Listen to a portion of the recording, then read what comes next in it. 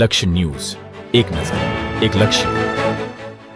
ધાંગ્રધામાં સરકારી હોસ્પિટલમાં જરૂરી ડોક્ટરોનો અભાવ. ધાંગ્રધા શહેર અને તાલુકાના આસપાસના તમામ દર્દીઓ માટે આવેલ સરકારી હોસ્પિટલમાં ડોક્ટરોની અછતને લઈ દર્દીઓને ભારે મુશ્કેલી.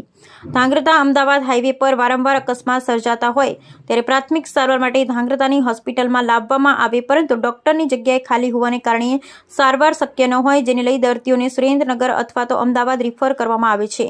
ત્યારે 2 લાખથી પણ વધુ વસ્તી ધરાવતા શહેરની અંદર આવેલ સરકારી હોસ્પિટલ મરણ પથારીએ હોય તેવું હાલ જોવા મળી રહ્યું છે.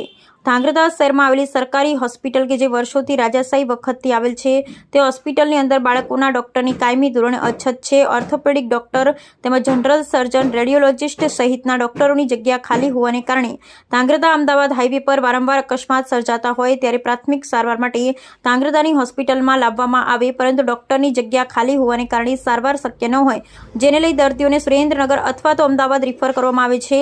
ત્યારે 2 લાખથી વધુ વસ્તી ધરાવતું શહેરની અંદર આવેલ સરકારી હોસ્પિટલમાં મરણ પથારીઓ હોય તેવું હાલ જોવા મળી રહ્યું છે. ઇન્ચાર્જ અધિક્ષકે જણાવ્યું હતું કે અહીંયા બાળકોના કાયમી ડોક્ટર ન હોવાને કારણે હાલ તો 3 કલાક માટે બાળકોના ડોક્ટર આવે છે, પરંતુ કાયમી ડોક્ટરની જગ્યા ખાલી છે, તેમજ ઓર્થોપેડિકની જગ્યા ખાલી છે, જનરલ સર્જન તેમજ રેડિયોલોજિસ્ટની પણ જગ્યા હાલ તો ખાલી જોવા મળી રહી છે. ત્યારે આ બધી ખાલી જગ્યાએ તાત્કાલિક ધોરણે પૂરી કરવામાં આવે તેવી સામાજિક આગેવાનોએ માંગ કરી છે. Bureau report Brijesh Trivedi, Surendranagar.